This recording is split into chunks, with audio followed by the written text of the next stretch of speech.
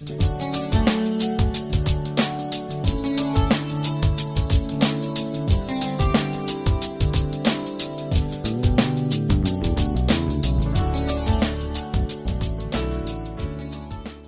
jugo é fácil, Jesus falou. O fardo é leve, o jugo é suave. Tomai sobre vós o meu jugo. Graças de novo. Meu fardo é leve e meu jugo é suave. Eu não estou vendo o WhatsApp, não. Eu estou colocando aqui o cronômetro. Para eu não abusar da paciência de vocês. Então o jugo é fácil, mas a tarefa é difícil. Paulo falou assim, um dia lá, para os hebreus.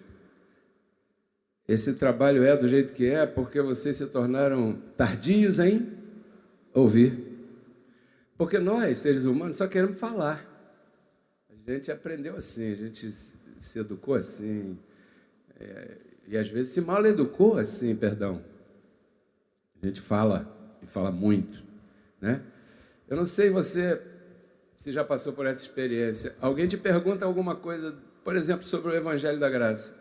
Você começa a falar aquele contexto e a pessoa, antes de você chegar na metade, ela já faz outra pergunta. E você, poxa, tem que responder. Espera aí, tal. Aí ela já faz outra pergunta e outra pergunta. Essa pessoa não está te ouvindo. Entende? Ela está com muitas inquietudes em sua mente que não a deixam ouvir. Então, a tarefa, declara a vida de Cristo aí, André, saúde. A tarefa é complicada, é difícil. Não é uma tarefa fácil, pregar a palavra. Diz que um semeador saiu a semear. E semeou aqui, semeou ali, semeou ali. A quarta parte, ou seja, 25%, numa proporção, foi que caiu num bom terreno, falando de vocês, de nós, né? A quarta parte.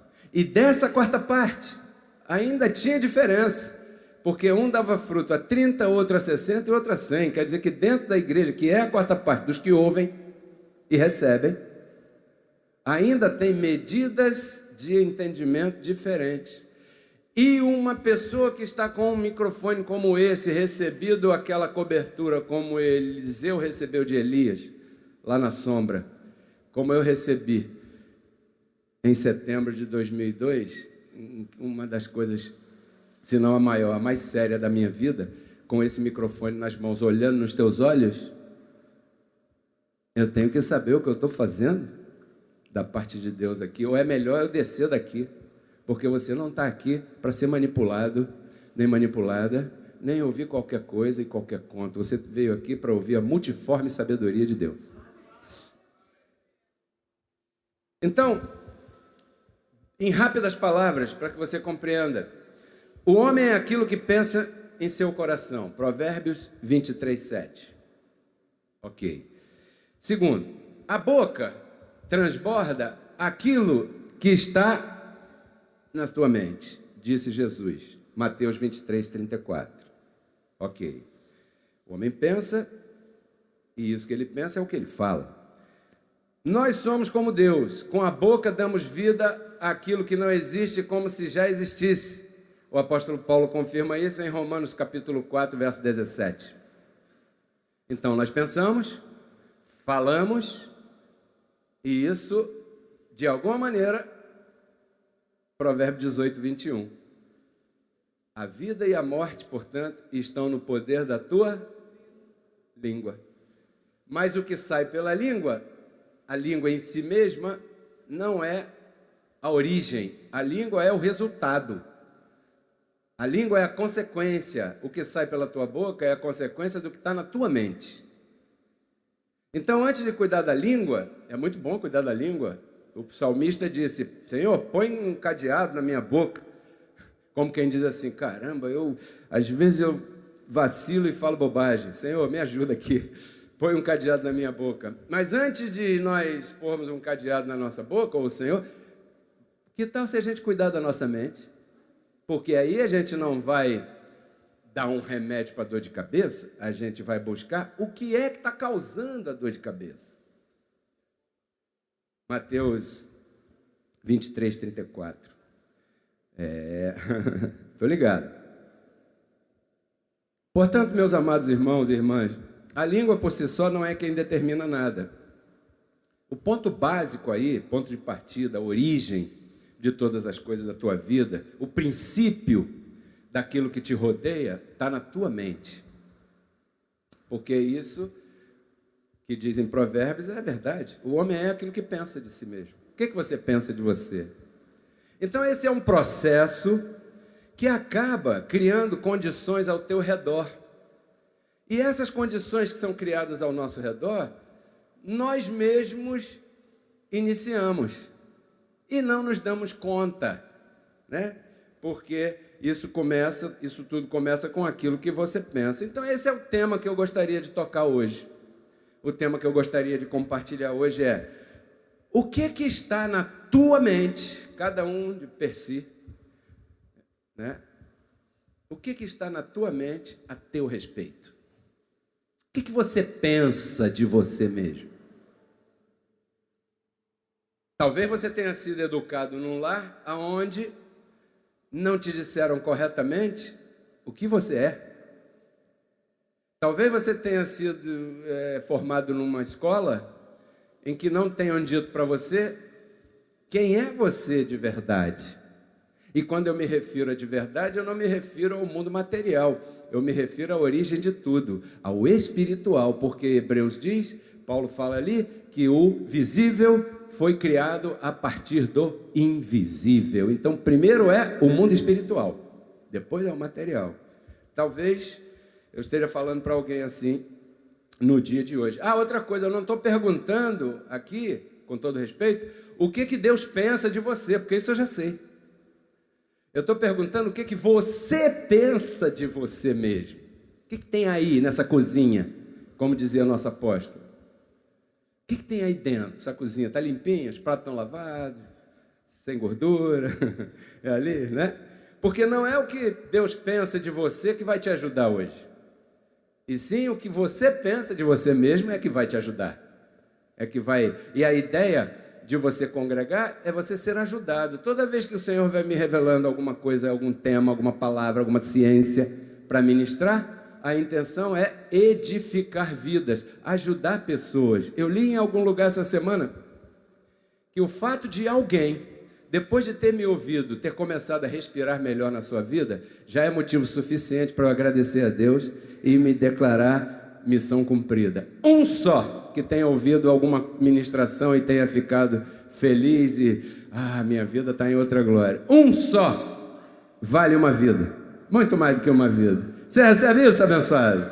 Você pode participar dessa glória também. Então, no mundo que nós vivemos hoje em dia, esse mundo em alta velocidade, tudo é rápido.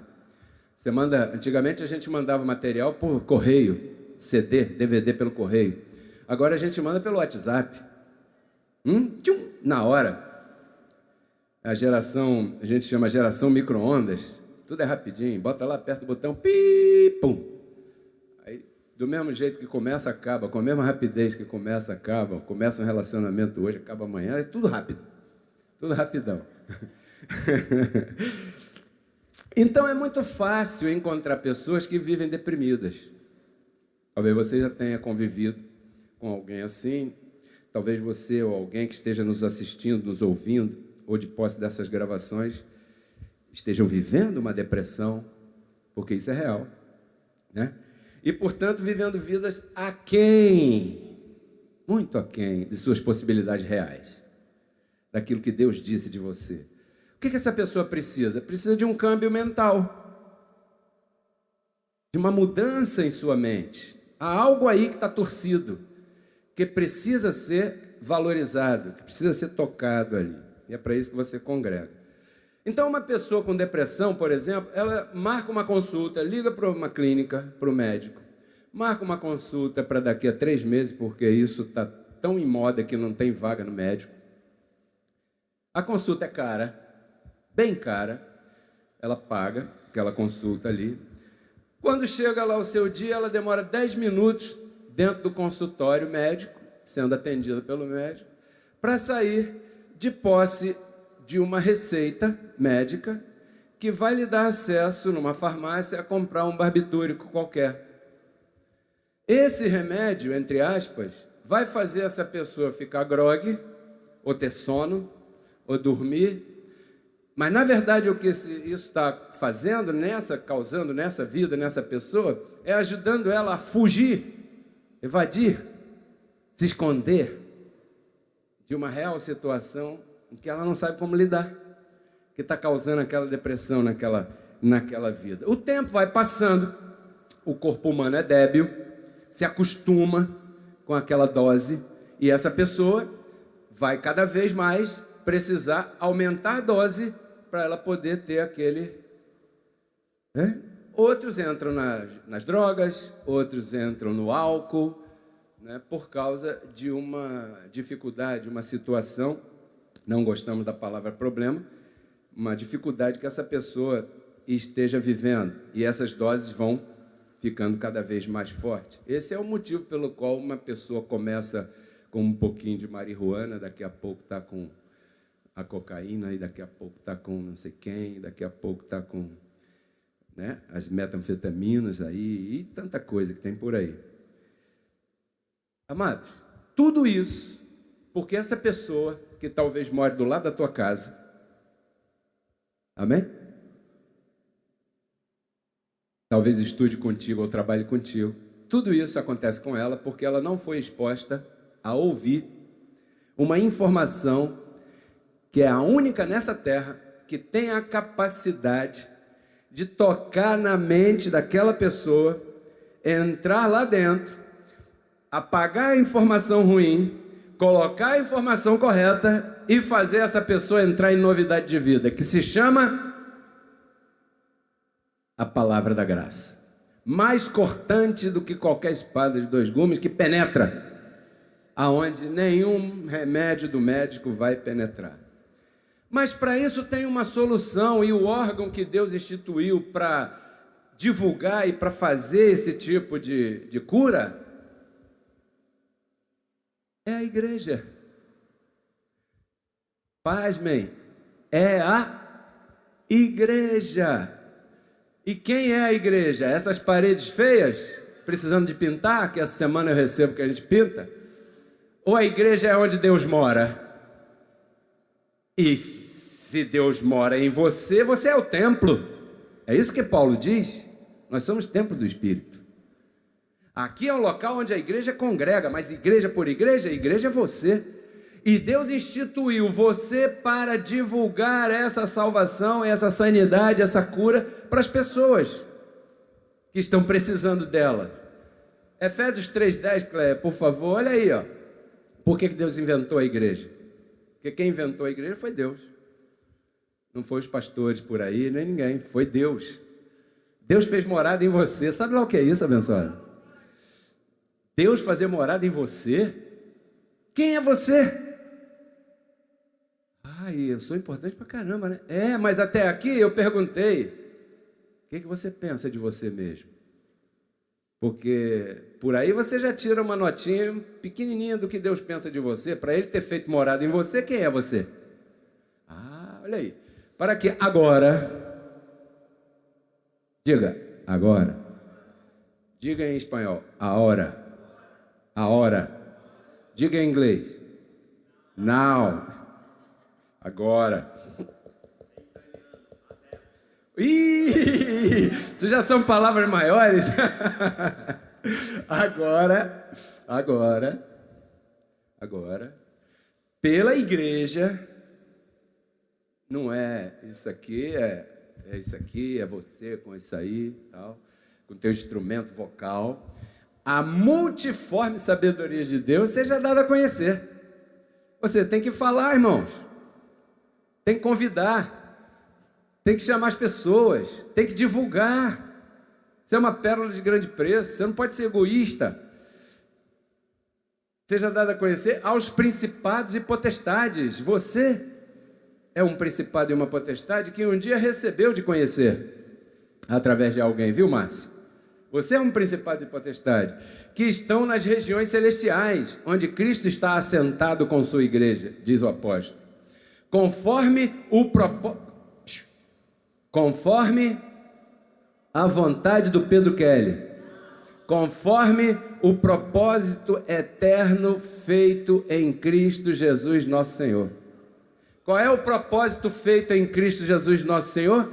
Que a igreja transmita a multiforme sabedoria de Deus. Por isso é que Paulo fala em 1 Coríntios capítulo 2, verso 6, que o evangelho que pregamos estava oculto e que os príncipes deste século não conheceram, porque se aqueles homens tivessem conhecido, jamais teriam crucificado o Senhor da glória, diz Paulo. Claro, se eles soubessem que ali estava o próprio Senhor, quem é que ia ter coragem de colocar as mãos em Jesus de Nazaré? Mas ele tinha que passar por ali para nos livrar, para nos dar redenção, porque ele só poderia fazer morada em nós se ele tirasse o pecado. Eis aqui o Cordeiro de Deus que tira o pecado do mundo. Para quê? Para ele depois disso fazer morada em você, derramar sobre você o seu Espírito. O Espírito de Deus mora em você. Gálatas 5:22 diz o fruto do Espírito. Veja o que você tem de posse: fé, mansidão, temperança, bondade, benignidade, longanimidade. Tudo isso você tem. Talvez você não use porque não soubesse ainda, porque até aqui você não foi exposto à multiforme sabedoria de Deus, porque, voltando à depressão, por que vem esse negócio? A depressão normalmente é causada por uma situação que perturba grandemente a gente, pastor. Somos seres humanos, uma vida almática, somos filhos de Deus vestidos de um corpo de carne, portanto estamos aqui, né? Não podemos atravessar a parede, nem nada ainda. Então a depressão é causada num ser humano por uma situação estressante, perturbadora, que ocorre na vida de qualquer um de nós. Por exemplo, a morte de um ente querido. Como é que cai, né? A gente fica meio down, meio para baixo. Problemas financeiros, não te deixam dormir, tiram tua paz e tal. Essa semana eu estava conversando com um rapaz, amigo meu, que é pintor, né, evangélico, e eu estava falando, as pessoas buscam os problemas. Por exemplo, diz a Bíblia que ele levou sobre si as nossas enfermidades, amém? Se ele levou nossas enfermidades, nós estamos o quê?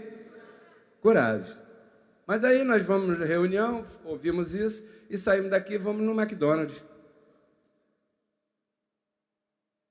Estamos cuidando da cura que ele nos deu? Não. Não. Né? Aí depois vem o quê? Normalmente, nesses casos, para quem gosta, porque é muito sanduicheiro, vem aquele negócio do colesterol e não sei o quê, o peso e não sei o que lá, a obesidade, vai por aí afora. Aí a pessoa liga para o programa de rádio para o pastor, porque o pastor tem que resolver. Aí se alguém vier falar comigo, eu vou dizer, como eu respondi para aquela senhora, com toda a educação, todo o respeito. Eu falei, irmã, pá, pim, pum, pim, porque Cristo já fez, mas você, tem que cuidar do que ele já fez aí. Isso se chama salvação diária. Salvação diária, né? Então, um divórcio causa depressão, um problema emocional com um filho, com uma filha, certo? Com o pai, com a mãe. Isso causa depressão. E sem contar as falhas e erros que cometemos, que são muitas vezes nós mesmos que buscamos, e o resultado é esse. Então, quando se vivencia uma coisa assim, um instrumento criado por Deus para ajudar você é a igreja. Mas o que as pessoas fazem normalmente quando estão com dificuldade? O último lugar que elas aparecem é na congregação. E o doente precisa estar onde? No hospital, cara! Porque é aqui que você vai receber a cura. Mas eu te explico por que o doente por aí não vai para o hospital. Sabe por quê? Porque a igreja se desviou do seu propósito.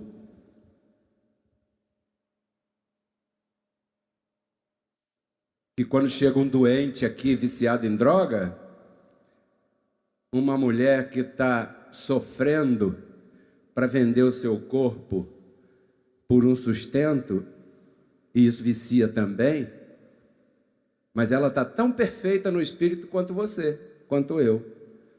Mas se chega assim numa chamada igreja, a igreja se desviou do seu propósito, porque o propósito da igreja não é conhecer o irmão segundo a carne, é transmitir a multiforme sabedoria de Deus e confiar que essa multiforme sabedoria de Deus sozinha é poderosa para transformar aquela vida, porque eu não estou defendendo os erros e as falhas, eu estou dizendo que essa pessoa precisa de amor. Jesus, quando se encontrou com a mulher que tinha 6 maridos, eu acho que aqui nenhuma mulher teve nem 3, nem 2, não sei, é difícil esse negócio de marido. Um já é difícil, né, meu amor? Pode falar, verdade? É complicado pra caramba, sim ou não?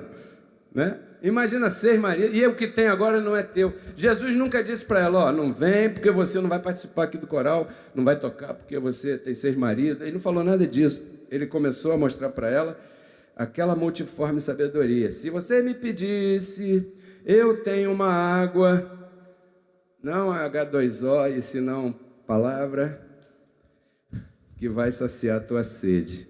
E isso é o que a igreja tem que portar, tem que ter aqui. E é o que você tem. Talvez você duvide, sei lá. Eu recebo que você compartilhe essa palavra com todo mundo. Aí o que aconteceu? A igreja se desviou dos propósitos, do propósito. Até aqui, eu não encontrei ainda nenhum verso que mostre o propósito da igreja tão claro quanto esse, aqui. Né? Então, por não conhecerem corretamente o Evangelho de Jesus Cristo, não tiveram, por exemplo, a condição de analisar e observar os 3 aspectos da salvação. Acabaram misturando salvação espiritual com salvação diária, com salvação futura. E são 3 coisas diferentes. Existe a salvação espiritual, Efésios 1:4. Existe a salvação diária. Portanto, meus amados irmãos, operai, cuidai da vossa salvação com temor e tremor. Salvação diária. Coca-Cola ou água? Salvação diária. Sim? Fumar ou não fumar? Salvação diária. E a salvação futura, que é 1 Coríntios 15:53, na vinda do Senhor, nossos corpos transformados à glorificação. São 3 aspectos. Porém, a palavra é a mesma. Salvação é como Deus. Salmo 82:6 diz que nós, por sermos filhos do Altíssimo, somos... Salmo 82:6. Só que quando você fala assim, eu sou um Deus,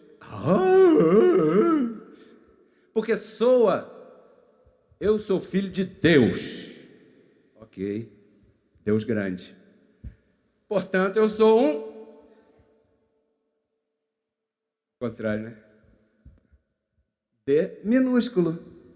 Assim como o filho de gato é um cachorrinho. Não, vai estar errado. É um gatinho. Então você é um Deus com D minúsculo. Um tesouro dentro de um vaso de barro. E esse vaso de barro representa o destruído na cruz. Ele não existe mais. Mas essa carne, né? Então, depressão não tem nada a ver com o espírito. Às vezes eu vejo alguns lugares, alguns irmãos amados falando de cura interior. Não, o interior está perfeito. O exterior é que se corrompe dia após dia. Depressão tem a ver com o corpo humano. Portanto, pode afetar a tua salvação diária. Sim. Porque você, em vez de gastar dinheiro num restaurante com o teu amor, você vai comprar remédio na farmácia. Poxa. E eu gostaria de que essas ministrações começassem a mudar as vidas de todos aqueles que estão nos ouvindo. Vocês recebem isso? Então, teu espírito está perfeito e garantido está a tua salvação espiritual. Temos esse penhor, o apóstolo Paulo diz. Então, compartilhando bem rapidamente um pouquinho da multiforme sabedoria de Deus nessa manhã, tenho sentido, visto isso e ouvido isso. Eu gostaria de comentar um pouco sobre o assunto de que se Jesus deu a vida por todos ou não. O que você acha? Pense aí. Jesus deu a vida por todos ou não? eu comecei perguntando o que você pensa de ti mesmo. Será que você vai sair daqui pensando melhor se você tiver a convicção de que Jesus deu a vida por você? Nosso irmão Reginaldo, outro dia, ministrando na rádio junto comigo, falou assim: a nossa vida é como um barquinho, e Deus é o barqueiro, o que fez o barquinho. Só que um dia, esse barqueiro que fez o barquinho, construtor, choveu e ele colocou o barquinho numa correnteza e o barquinho foi embora para lá e caiu nas mãos de outro e pronto. Um dia esse homem passando numa loja, numa vitrine, ele viu: ih, esse barquinho é meu, é aquele da chuva que eu deixei ele correr. Ele entrou na loja, pegou todo o dinheiro que tinha, comprou o barquinho e levou o barquinho, botando o barquinho debaixo do braço de novo, feliz da vida, porque pagou de novo o preço por um barquinho que foi ele que fez.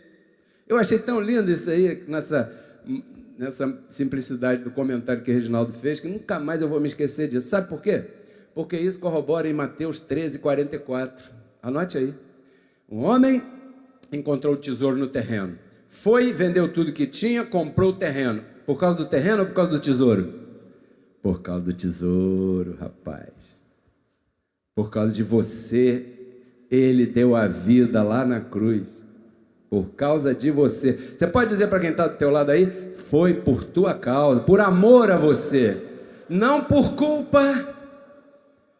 Foi por tua causa, mas não por culpa, Sueli. Você não teve culpa de que Adão fez. Adão fez sozinho. Você não estava lá? Não te perguntou? Foi por amor a você. Então, isso é multiforme sabedoria de Deus? É ou não é? Então, às vezes, a Bíblia fala que ele morreu por todos. Você já encontrou versos assim. E, às vezes, ela fala que foi por muitos. Como é que a gente vai sair dessa sinuca? Porque surge uma dúvida. Espera aí, quem são esses muitos?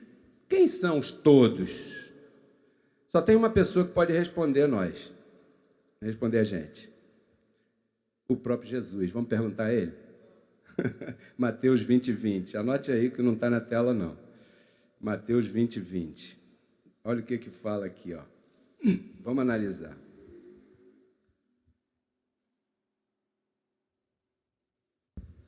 É Mateus 20:20? Não. Não é Mateus 20:20, não. É Mateus 26:28. Ah, peraí. Mateus 20:28. Peraí que na hora que eu estava digitando, o inimigo ficou furioso. Porque a culpa do crente é assim, né? Sempre a culpa é dos outros. Minha não. Mateus 20:28 diz assim, ó. Presta atenção quem é aqui, ó. Como o Filho do Homem, os que têm ouvido ouçam, não veio para ser servido, senão para servir, e para dar sua vida em resgate por muitos. Por muitos? Aí, por muitos. Mateus 26:28. Vamos remir o tempo, né? Porque este é o meu sangue do novo pacto, que por muitos é derramado para a remissão de seus pecados. Sangue derramado por muitos. Muitos, hein? Não todos. Não estou falando todos ainda, vou falar muitos. E quando você ouve a palavra muitos, dependendo do contexto, você tem que ver o que você está ouvindo. Vou aqui a Marcos capítulo 10, verso 45. Diz assim, ó. Porque o Filho do Homem, isso aqui corrobora com Mateus 20:28, né? Porque Marcos 10, 45. Porque o Filho do Homem não veio para ser servido, senão para servir, e para dar sua vida em resgate por muitos. De novo, muitos. Pois bem, e o Evangelho? O Evangelho confirma. Romanos capítulo 5, verso 15, diz assim, ó. Porém, o dom não foi como a transgressão foi. Porque se pela transgressão daquele único morreram os muitos, por que não morreram todos? Foram só os muitos que morreram? Abundou muito mais para os muitos a graça e o dom de Deus pela graça de um homem só.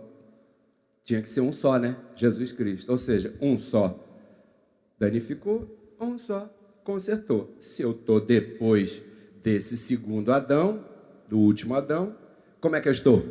Com defeito ou consertado? No Espírito. Pois bem, a carne para nada aproveita.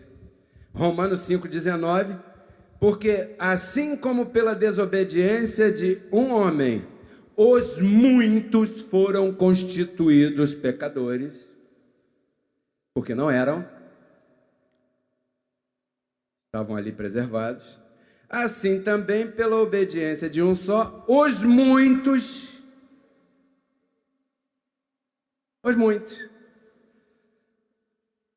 Caramba, está falando de muito, mas você já está entendendo tudo, tudinho, ó. Hebreus 9:28, muito verso, muita Bíblia. Hebreus 9:28 diz assim, ó, assim também Cristo foi oferecido, quantas vezes? Uma só vez, para levar os pecados de muitos, não todos.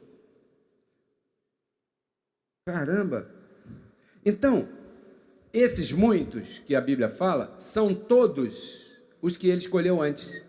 Se você for, por exemplo, a Romanos 8:28, você vai ver, vou ler aqui rapidinho para você, sabemos que, olha só isso, os que amam a Deus, quantos aqui amam a Deus? Uma mulher com 6 maridos também ama a Deus? Pode ser que sim. Você crê nisso? Um garoto que esteja com um fuzil na mão ali na droga também ama a Deus? Está num caminho bom? Não diria que é o melhor caminho, né? E por isso vão sofrer. Pois eu queria dizer para você que Deus se compadece dessas pessoas. Mas a igreja se desviou disso. E aí, e sabemos que os que amam a Deus, todas as coisas lhes ajudam para o bem. Isto é, aqueles que conforme ao seu propósito são chamados. Você só podia receber a morada de Deus em teu coração, em teu espírito, em tua mente, se você tivesse sido chamado lá naquele chamado de Romanos 8:29, porque a sequência do Romanos 8:28 é assim: aqueles que antes conheceu, também a esse predestinou. Conheceu antes. O teu chamado e o teu dom da fé que você tem hoje foi dado a você antes. Você, quando veio para cá, você já veio com esse dom. Por quê? Porque você chegou numa época em que Cristo já tirou aquilo que separava o Espírito de Deus do Espírito do homem, que era o pecado da desobediência de Adão. O Cordeiro de Deus tirou o pecado do mundo e você veio depois. Se você veio depois, você não tem que pagar o preço por aquilo que Adão fez, porque alguém já comprou o barquinho de novo. Caramba! Então você só pode amar a Deus se foi preparado por Ele mesmo para isso. Deus é pai. Quantos aqui são pais? E tiveram filho pequeno, né? Eu tenho certeza que no dia dos pais, uma semana antes, você pegou um dinheirinho e deu para o teu filho, para ele comprar o presente teu no dia dos pais. Pois Deus fez a mesma coisa com você.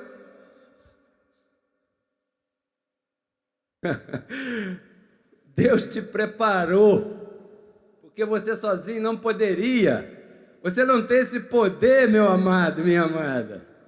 Não tem teologia humana, é a multiforme sabedoria de Deus que te explica isso. Mas a Bíblia, às vezes, ela fala de todos. E aí eu te explico, você tem 36 maçãs. Você foi na feira, no mercado, comprou 36 maçãs. Muito bem. Você escolheu 12 para amar. Essas maçãs aqui estão mais bonitas. Eu vou guardar essas maçãs, porque com ela eu vou fazer uma torta de maçã. Essa hora, hein? Falar nisso, deixa eu ver. Está cedo ainda, mas já é meio-dia. Uma torta de maçã. Muito bem. As outras hoje, depois a gente fala das outras 24 maçãs, que é outro assunto. Mas ele pegou essas 12 maçãs e deu a elas um trato especial. Acaso seria injusto o oleiro fazer o que quisesse do seu barro? Quem é o dono do barro? Ou dirá o vaso de barro: por que você me fez vaso sanitário? Por que você me fez vaso de flor? Que é a mesma louça, mas um é de honra e o outro é de desonra. Mas quem criou foi o mesmo dono do barro, caramba. Porque nós somos criaturas. Nós temos que andar submetidos, como disse meu apóstolo eterno. Se nós não andarmos submetidos, nós vamos sair da hierarquia que tínhamos quando éramos maçãs. Querubim, serafim, arcanjo, toda aquela hierarquia lá se manifesta hoje aqui, nas nossas vidas. Mas para isso a gente tem que andar submetido a essas hierarquias. E aí as coisas na nossa vida começam, já não estamos mais nem falando de depressão, já notou? Mas essas 12 maçãs que ele escolheu agora são todas as que ele amou. Se ele perder uma e ficar 11, ele vai buscar essa que ele perdeu até. Não é se, não. Para ver se acha. Não, é até. Até achar. Teve um cara que ele achou morrendo na cruz, Márcia. Era das maçãs dele. Falou, ó, vacilou muito, por isso você está morrendo aí. Mas hoje mesmo estarás comigo no paraíso. No reino não. Porque o reino é aqui. Você vai morrer, logicamente não vai continuar aqui. Mas no paraíso, podia viver mais. Em outras palavras, Jesus estava falando, podia viver mais, porque salvação diária, né? Então, por isso a Bíblia às vezes fala da palavra todos. Romanos 3, 22, estamos terminando, diz assim. Romanos 3, 22, ó. A justiça de Deus por meio da fé em Jesus Cristo para todos os que creem nele. Todos.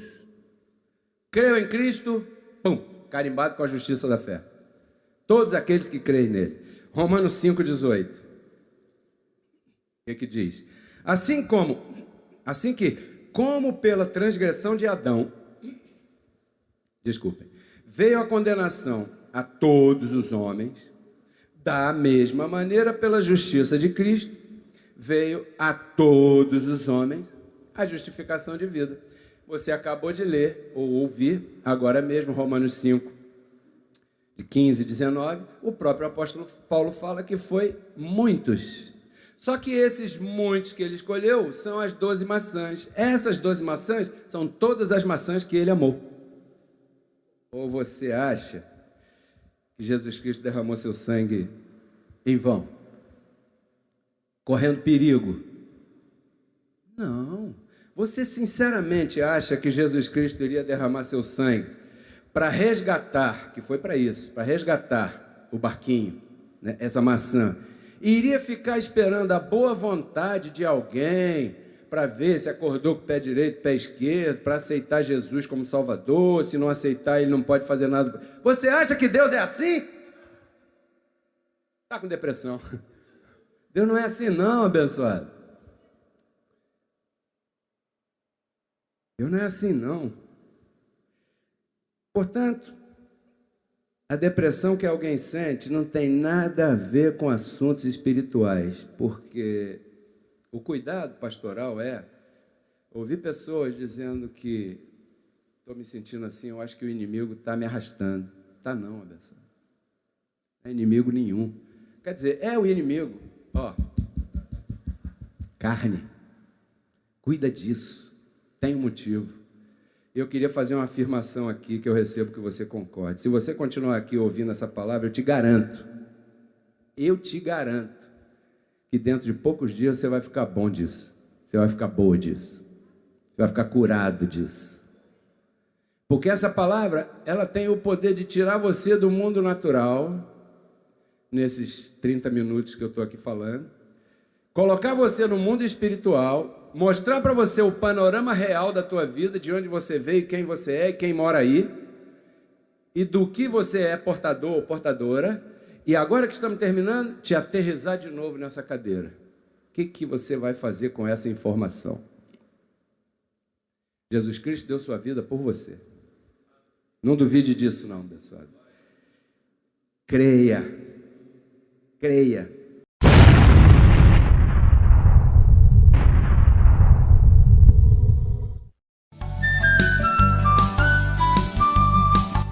Porque Cristo na cruz não transformou a nossa carne, né? Ele resgatou o nosso espírito.